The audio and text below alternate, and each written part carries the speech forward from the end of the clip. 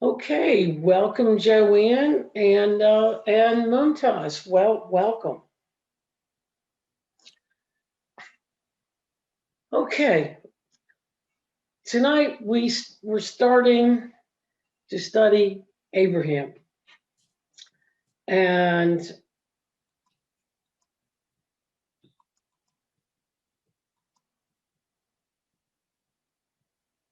we're going to fall back to this general theme because we're going to see it standing out again tonight. The primary objective of Genesis is to present to the people of Israel the history of their ancestors and the origins of their faith. However, according to Jewish biblical scholars, the major theme of the book is God's role in human affairs. God created the world and made human beings to work in it and care for it. But humanity kept continually turning away from God. Now, we have let's do a little bit on okay. Abram, of course, when we start out, it's Abram. He hasn't become Abraham yet. And so this is up until now in Genesis. We have the history and the ancestry, but mostly it was through legends and myths.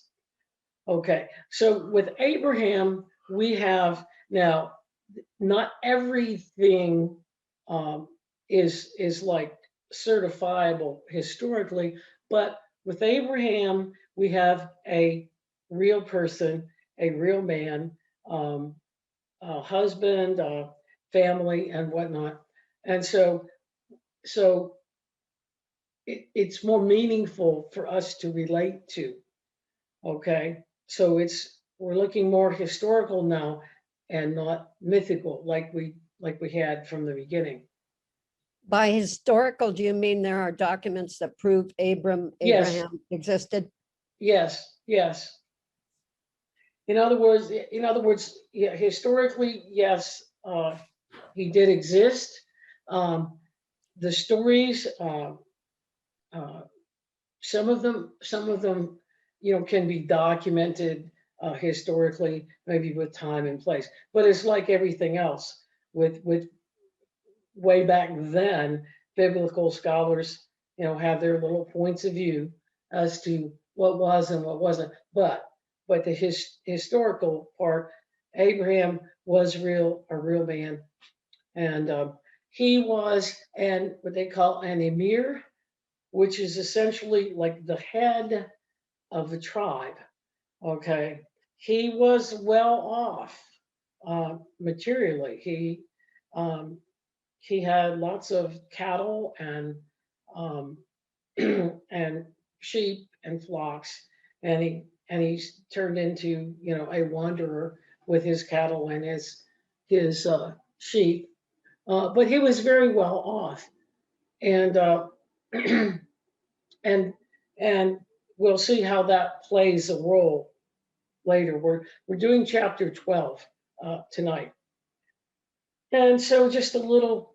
The name Abram means high father, and the name Sarah or Sarai, they say here, but means princess of God. So just a little background there. Now, um, we're going to come back to this map. It just shows his journey. But we'll come back to it periodically. So we started. We're starting. Oh, can you see that? Move the channel. Yeah, sometimes it works better farther away. Okay. Now these are Go. these are the descendants of Terah. Terah. Terah begot Abram, Nahor, and Haran begot Lot. The Haran died before his father Terah in his native land in Ur of the Chaldeans. And Abram and Nahor took wives for themselves. The name of Abram's wife is Sarai, and the name of Norah's wife, Milcah, the daughter of Haran, the father of Milcah, and Ishkah.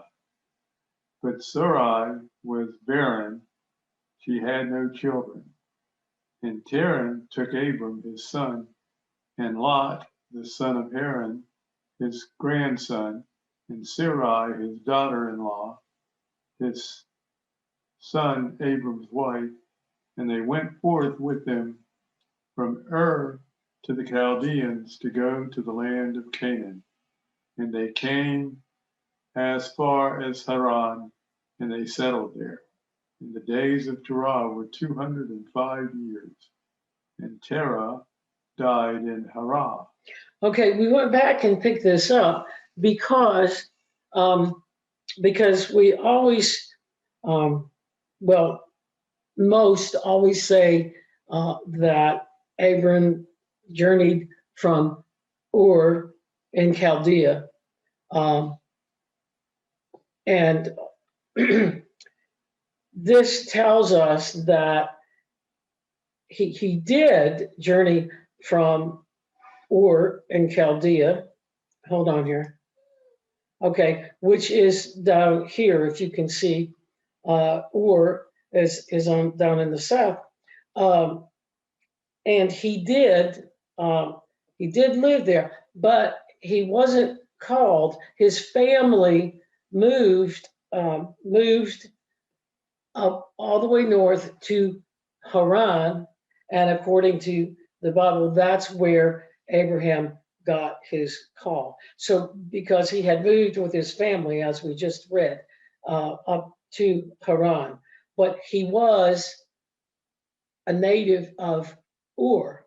Okay, and if you notice there carefully, I couldn't find maps that show present day, but Ur, of course, is in Iraq today. You see the Persian Gulf right there. And so Ur would have been in Iraq. All right. And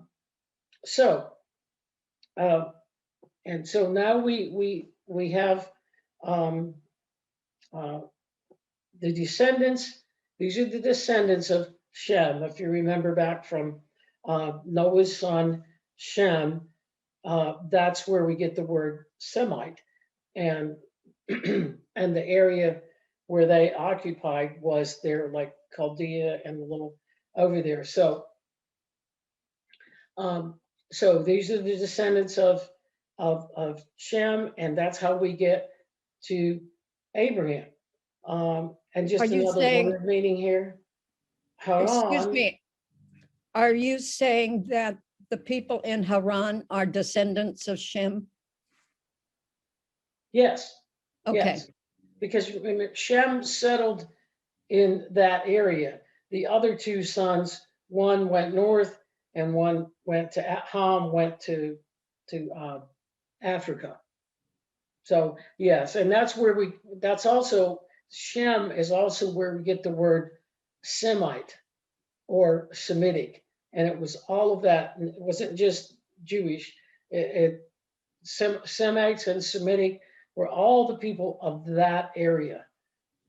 And of course, the Haran means highway or crossroads.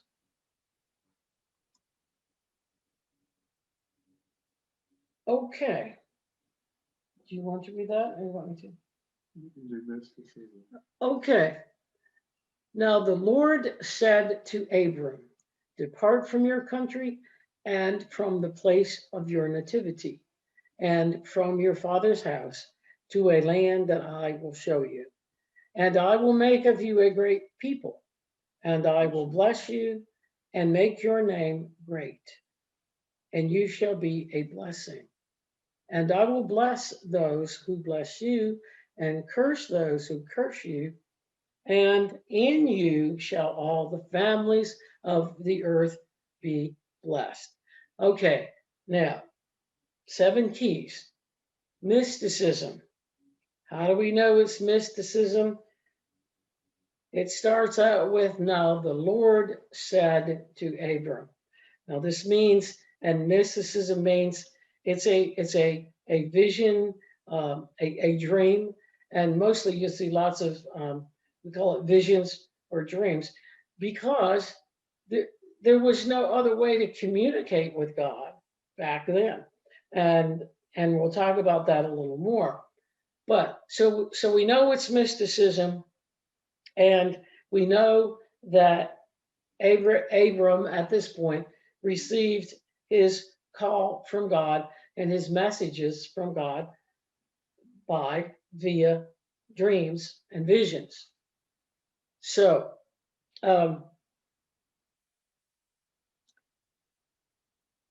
when we get down, the key here, and I will make of you a great people, and notice it says, and in you shall all the families of the earth be blessed. Now, what has happened currently, it's Abraham is associated with Judaism, and so so even when the people go back to the Old Testament, it's they do not see the universal message, which we keep seeing from the beginning of Genesis all the way through the Gospels, and when we see this universal message. So he and his people were to be the, quote, the agents, and we'll talk about that too.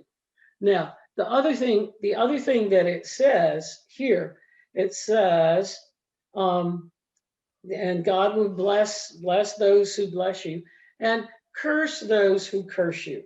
All right. Cursing, remember, we've studied it before. Placing curses on people was common, especially on those who wished to curse and hurt you. So when Abraham heard this message in his dream, he knew God would protect him from anyone who might attempt to harm him. And so in the dream, he was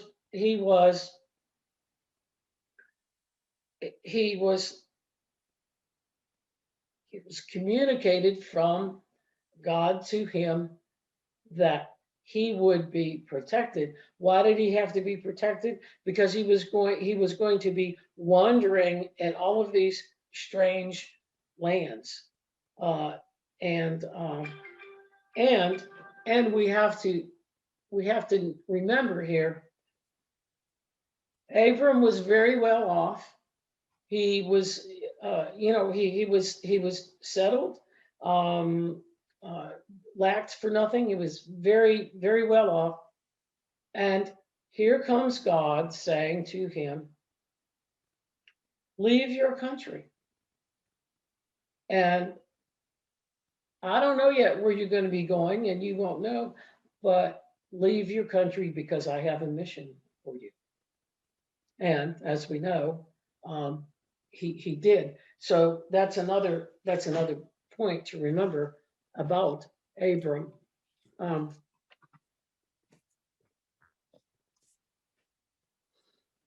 Okay,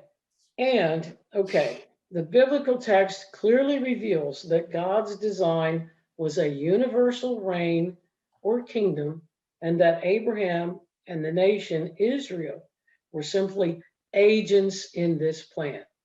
Before Abraham left his people, all the various tribes and nations were straying from the way of God, including many close kinsmen of Abraham. Therefore, God's purpose was for all the people of the world. Abraham's simple and uncomplicated faith was to embrace all races and nations of the earth. His descendants, who would become known as Israel, had a divine mission, which was spiritual, not political. Okay, and notice the theme that we're following. Here we are once again. We went from Adam to Noah because everything, the world fell apart. People turned away from God, and now we're going from Noah's descendants to Abraham. Um, and between those generations, uh, the world fell apart again, and they were falling away from God. Now, the difference here, though, is remember God said He wasn't going to destroy the world or the people again, but so this time He's going to choose Abraham and his descendants to be an example and to spread the word about the ways of God. And of course, that's a whole another story. Um, but we still have the theme here, falling away from God, and now trying to, and God's trying to get um, the soon-to-be Israelites to be the example and get people turned back to Him.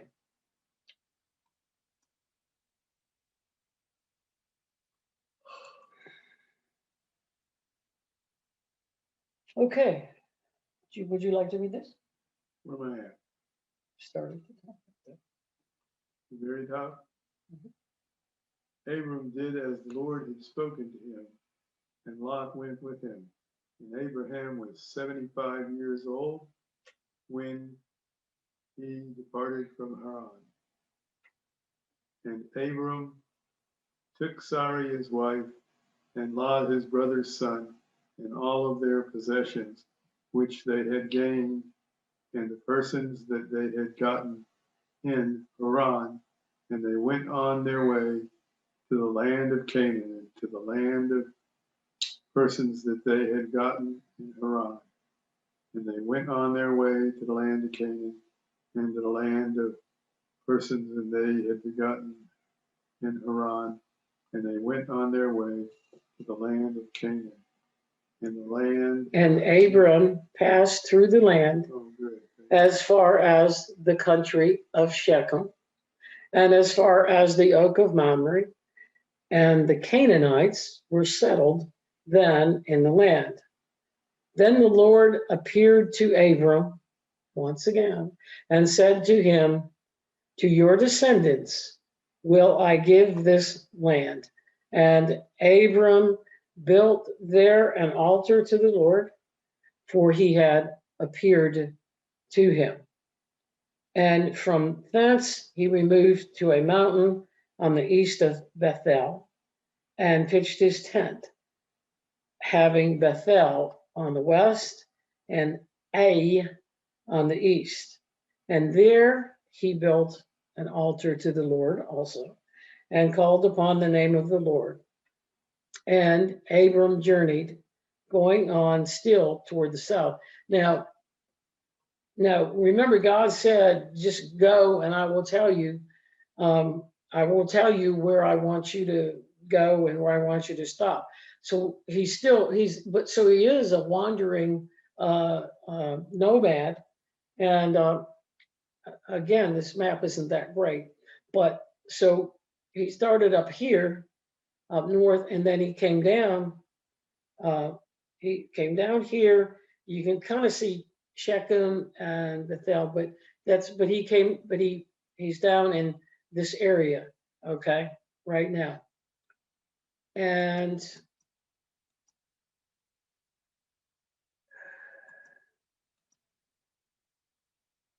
okay, so again, we're kind of looking at 7 keys here.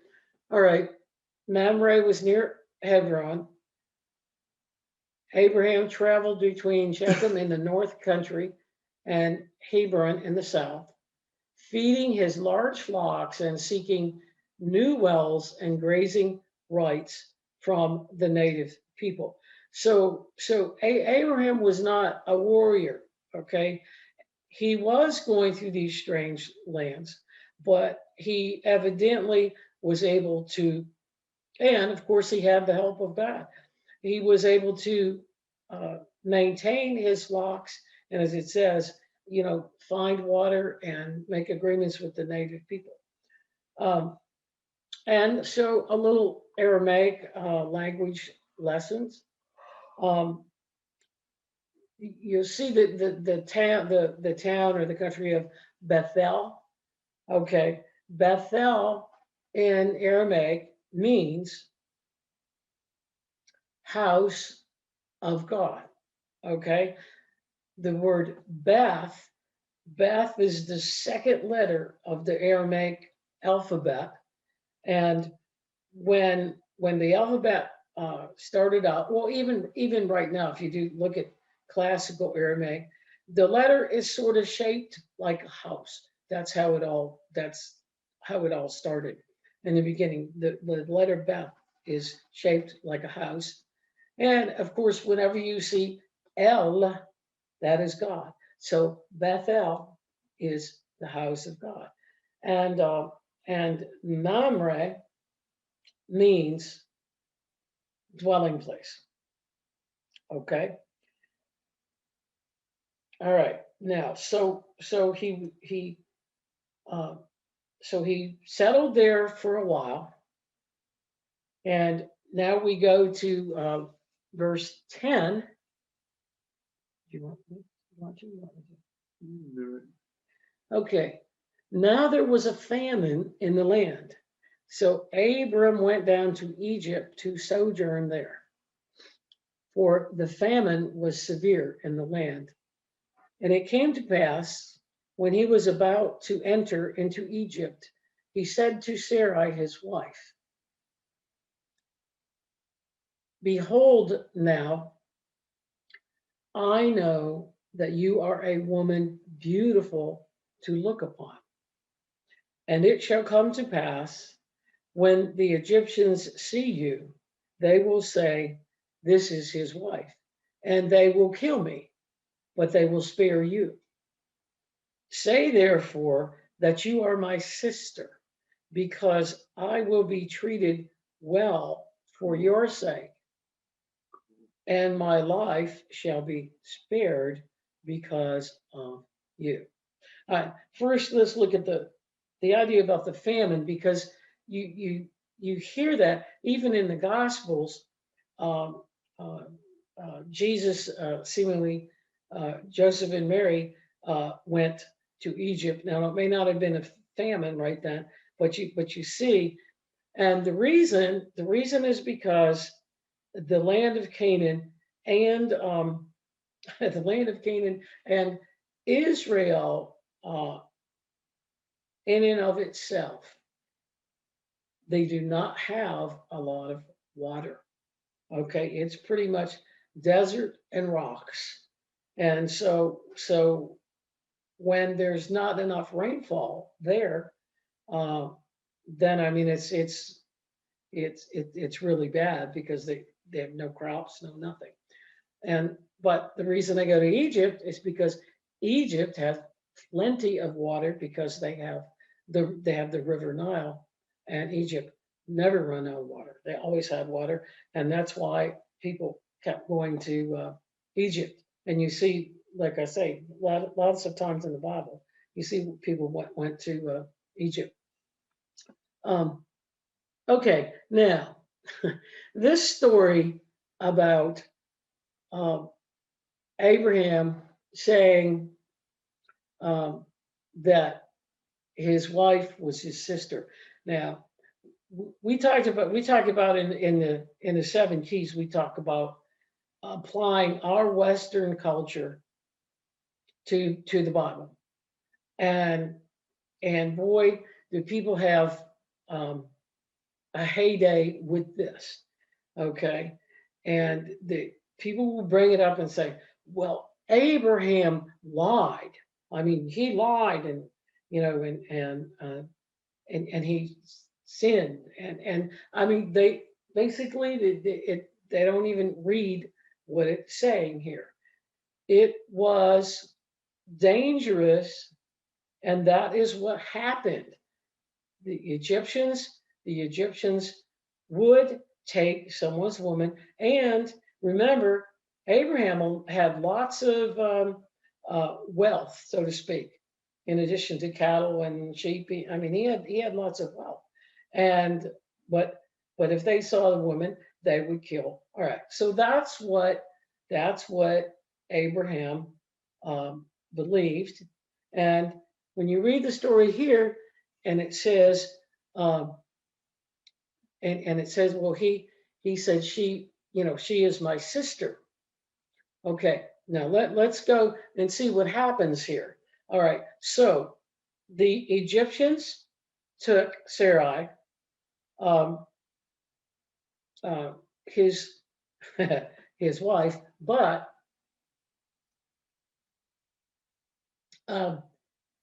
they took her, and when it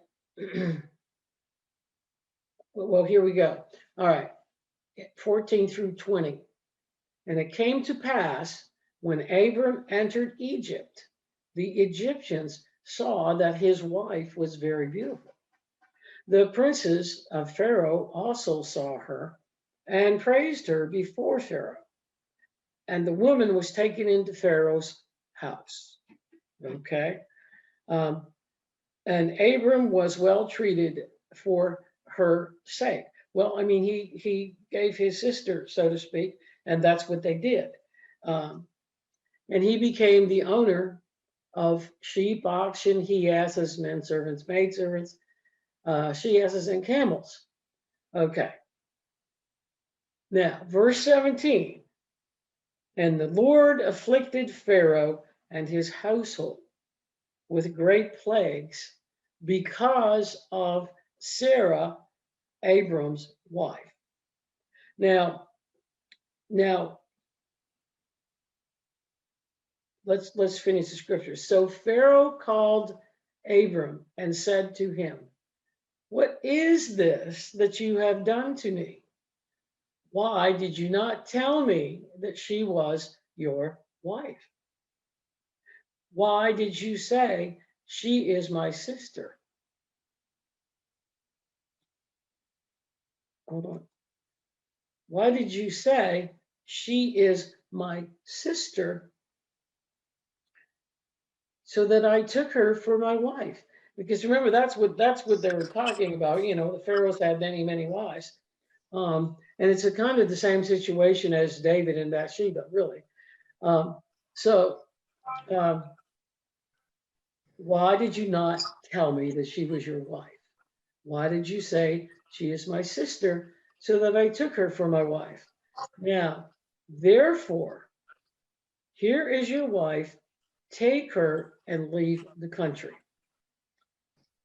And Pharaoh charged his men concerning him and sent him away together with his wife and all the stuff that they had given him. Okay. Now, okay. First of all, the beauty and whatnot, Chaldean women were noted for being fair and beautiful. All right. Remember, Egyptians, as you got further south, you've got the darker skin and whatnot. And so when they saw Sarai, who was Chaldean and was beautiful and fair, they of course wanted her for the Pharaoh. All right. And now, and the Lord afflicted Pharaoh and his household with great plagues. Now, this is we're talking belief systems here, even way back then. Evidently, the Pharaoh, here it doesn't tell you how he knew, but you see, we had the divine protection. Remember, we just read that, and it said God told Abram he would protect him. Okay, so the plague, was kind of how God protected him. Now, I don't think it's not like magic, no, but um, but remember, God's guiding him the whole way, and so God led him this way. And even though uh, technically Abram should have trusted God and not worried about about him being killed and his wife technically, but this is what happened, and it's what would happen many times in the area. So yes, he was trying to, and a lot of women get upset over this, but yes, he was trying to save his life. But remember, it wasn't just his life. He had plenty of descendants now. He was the leader of the tribe, and so that's what he did. And like I say, this gets raked over the coals a whole lot by our cultural norms. But there's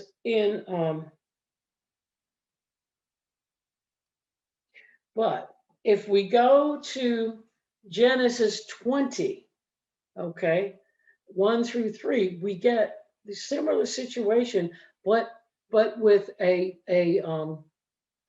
slightly different explanation.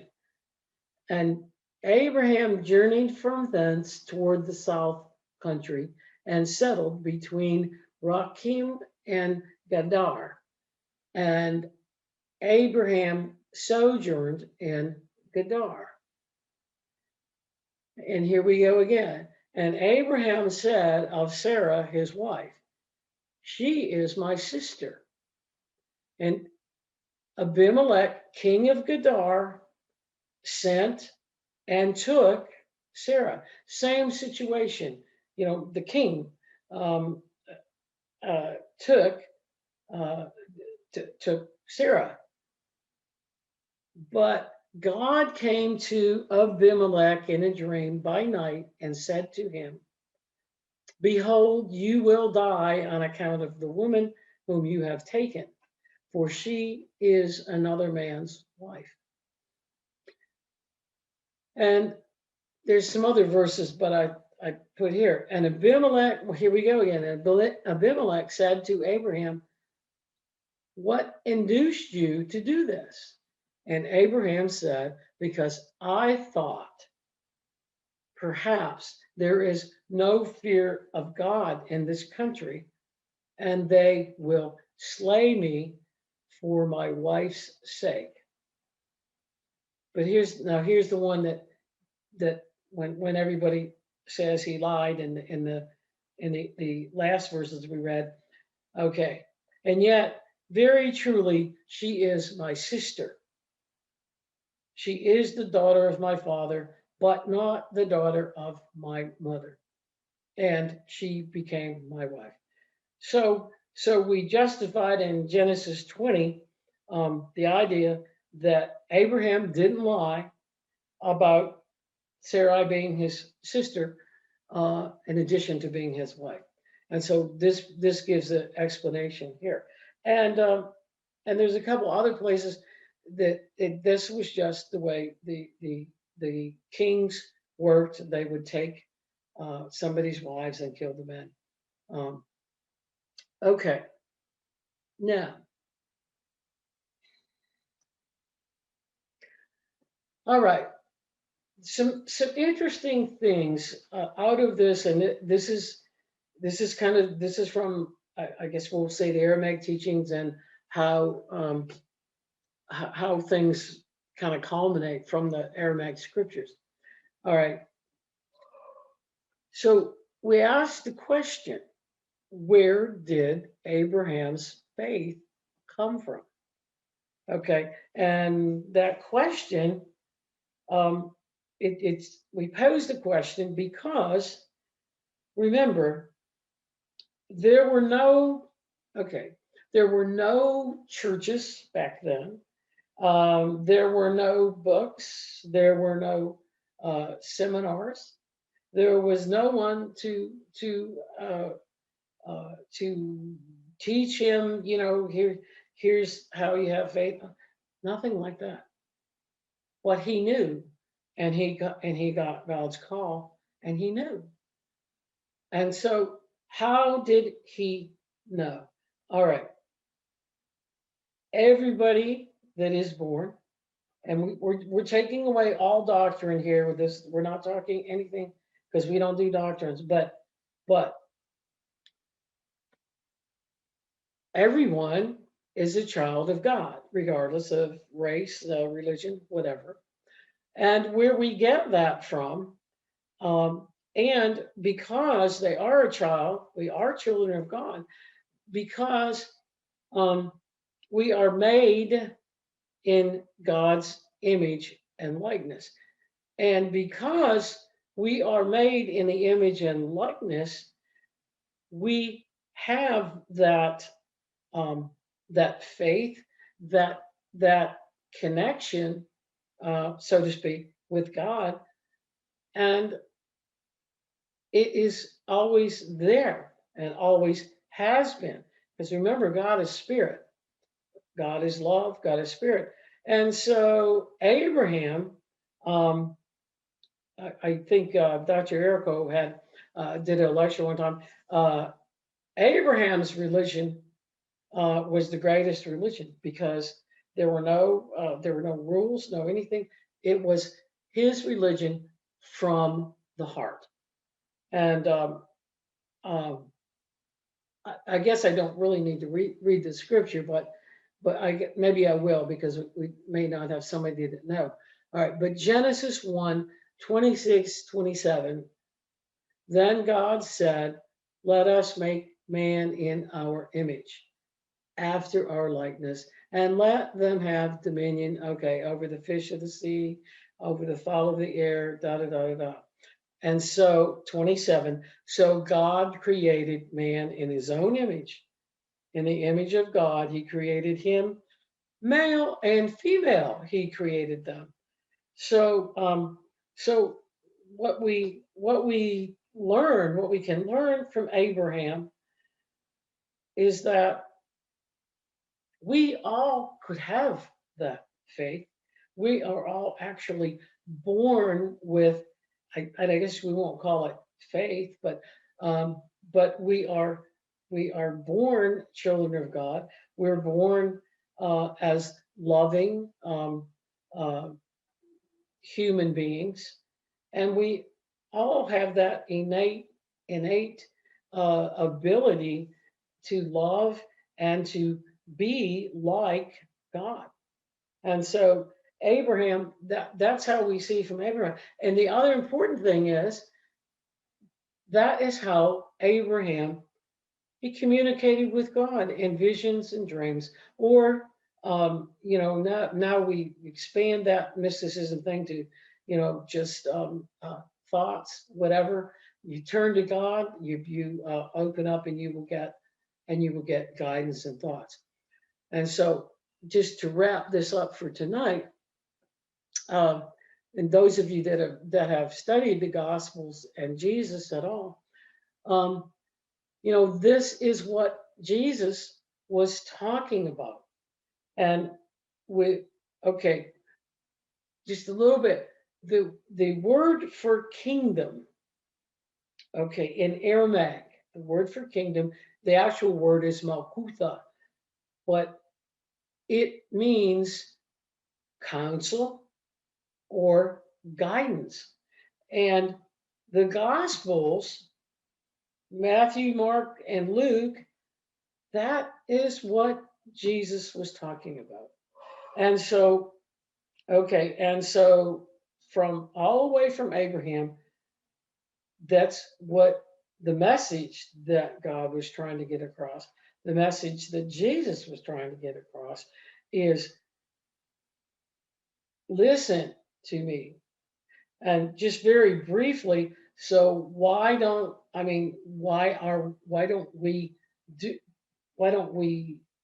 follow the counsel of God? Why don't we have the faith that Abraham had? Well, we have a lot of baggage, and that's about I don't, I don't want to preach, but you know, when we are born, we come into this world as a baby, a loving, innocent creature.